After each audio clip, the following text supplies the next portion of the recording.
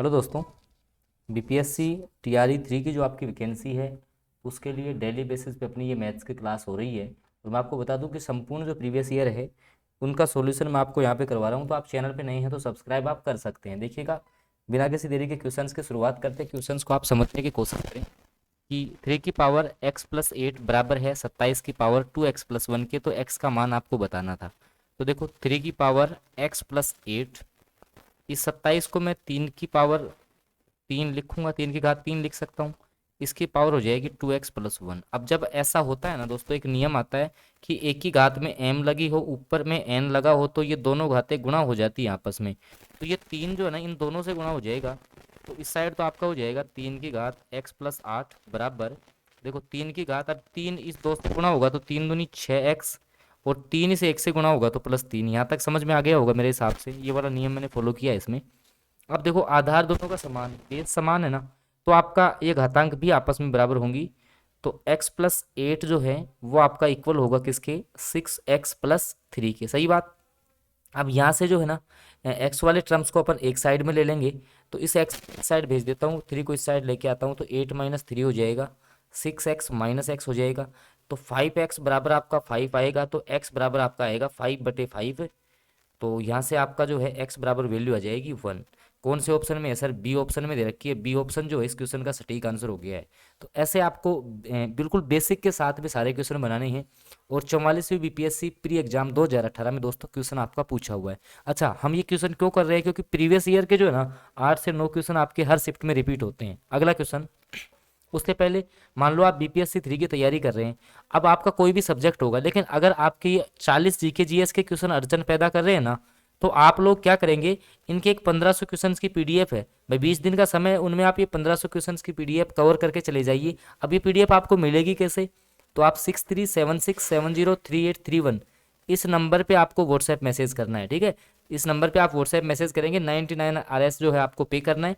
ये पीडीएफ आप करके जाते हैं तो आप 40 में से 40 आराम से जो है सही करके आ सकते हैं। अगला क्वेश्चन देखिएगा। अगला क्वेश्चन है कि 10 महिलाएं किसी काम को 7 दिन में कर सकती है। वे 10 वुमेन हैं, वो किसी काम को 7 दिन में कर सकती हैं। यहाँ तक हो गया। और उसी काम को 10 बच्चे 14 दिन में। अगर मान लो 10 बच्चे उस काम को करेंगे, 10 जो है बॉयज हैं, तो 14 दिन, ये दोनों बराबर हैं भाई। अगर मान लो कि 10 महिलाएं किसी काम को 7 दिन में करती हैं और 10 बच्चे जो हैं वो 14 दिन में, दोनों बराबर हो गई। तो 5 महिलाएं और 10 बच्चे उस काम को कितना दिन में पूरा करेंगे? तो देखो, यहाँ से सबसे पहले इनका रेशियो अपन को निकालना पड़ेगा। देखो, 7 से इसको कैंसिल करेंगे, 2 टाइम्स कटेगा यहाँ से, 10 से 10 कट गया आपका। ठीक है, अब आपका बचा सर इस प्रकार से, तो जो है W/B बराबर आपका 2/1 आ गया। कहने का मतलब W वुमेन का रेशियो 2 है और बॉयज़ का 1 आ गया। अब यहाँ से अपन को सबसे पहले टोटल वर्क आपको निकालना होता है कि कुल काम कितना किया गया है। तो आप किसी एक में W और B की वैल्यू रख ले। जैसे मान लो W की वैल्यू 2 थी, यहाँ पे 2 रख लूँ मैं, तो 10 गुणा 2 इंटू 7 हो जाएगा। सही बात है। ठीक है, अब देखो कैसे करेंगे। तो 10 दूनी 20 और 20 को 7 से गुणा करेंगे तो आपका कितना आ जाएगा? 140। 140 कुल टोटल वर्क आ गया आपका 140। अब क्या पूछा है? देखो, 5 महिलाएं 10 बच्चे, कितने कौन कौन लोग काम करेंगे? 5 तो महिलाएं करेंगी सर, और आपके जो है प्लस में कितने बच्चे? 10 बच्चे। अब देखो, 5 महिलाएं, एक महिला की इफिशियंसी 2 है तो 5 की कितनी हो जाएगी? 10। और एक बच्चे की इफिशियंसी 1 है तो 10 बच्चों की 10, मतलब एक दिन में वो कितना काम कर लेंगे? 20 काम।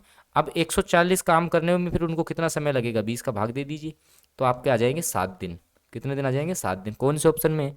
ऑप्शन डी जो है वो सटीक आंसर हो जाएगा।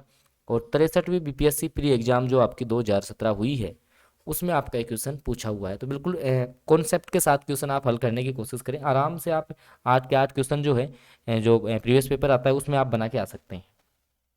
अगला क्वेश्चन, एक घड़ी दोपहर 12 बजे चलना शुरू करती है और 5:10 पर घंटे की सुई कितना घूम जाएगी? जैसे मान लो दोस्तों ये आपकी कोई घड़ी थी, ठीक है, इसमें आपका 12 बज रहा है। कितना बज रहा है दोस्तों? 12 बज रहा था। ठीक है, अब ये क्या हुआ कि 12 से जो है वो चल करके आ गई 5:10 पे। 5:10 पे, अब 5:10 पर आई है तो कितना समय लगाया दोस्तों इसने? सर इसने 5 घंटे और 10 मिनट का समय ले लिया। भाई सही बात है। आपका जो है 12 बजे से अगर इसने चलना शुरू किया है और 5:10 पे यहाँ पे आई है, तो 5 घंटे और 10 मिनट का समय इसने लिया है। अब 5 घंटे में मिनट कितने होते हैं सर? 300 मिनट तो 5 घंटे के हो गए और 10 मिनट ये, तो कुल जो मिनट है वो 310 मिनट का समय लग गया। अगर मिनट में मैं कैलकुलेट करूँ ना कि 12 बजे से 5:10 तक कितना समय हुआ, तो सर 310 मिनट हो गई। मिनट में कैलकुलेट क्यों किया है? क्योंकि घंटे की जो सुई होती है, घंटे की सुई, वो 1 मिनट में एंगल बनाती है आधा डिग्री का। 1 मिनट में कितना कोण बनाती है? आधा डिग्री। तो 310 मिनट में कितने बनाएगी सर? 310 के आधे कर लीजिए, कितना आएगा सर? 155 आ जाएगा। ऑप्शन सी जो है वो सटीक आंसर हो जाएगा। ठीक है, आई होप समझ में आ गया होगा ये क्वेश्चन। ठीक है, अगला क्वेश्चन आओ फिर। देखो, तो पी 4 6 और क्यू दे रखा है -4 8 को मिलाने वाले मध्य बिंदु के निर्देशांक। अब बच्चे इस क्वेश्चन को देख के डर जाएंगे, सर कैसा क्वेश्चन आ गया? 2 बार बीपीएससी पूछा है इसको, 2 बार ही क्या पूछा है, टीआरई 2 में भी ऐसा क्वेश्चन आपका पूछा हुआ है।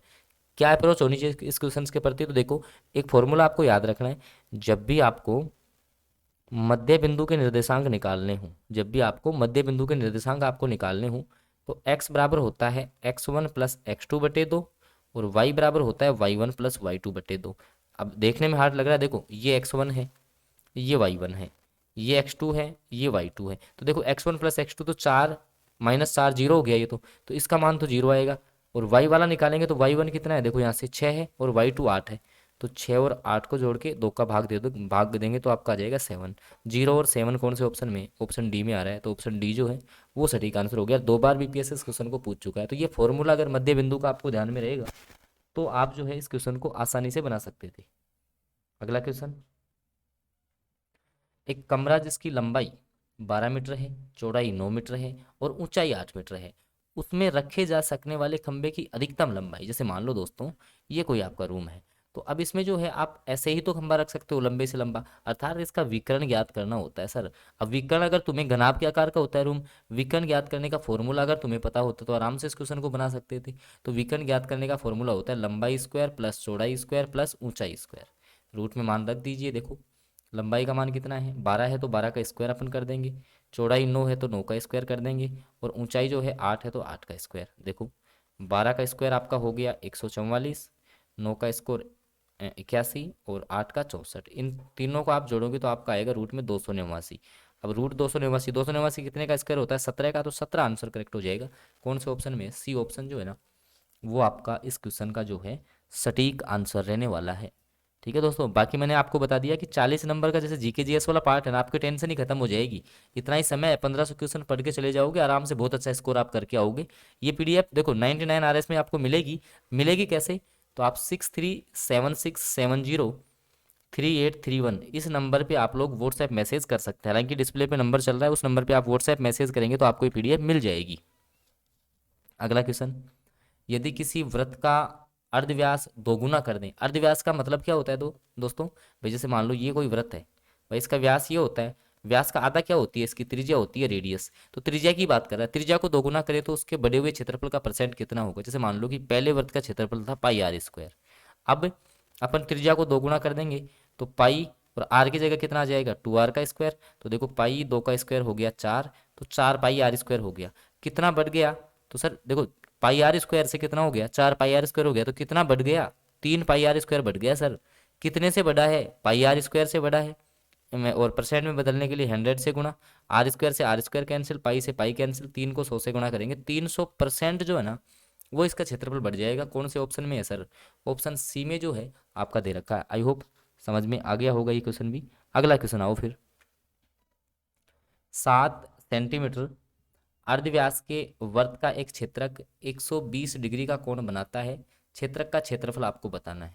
देखो 7 अर्धव्यास की बात की जा रही है, मतलब कि त्रिज्या है ये, त्रिज्या का मान कितना है?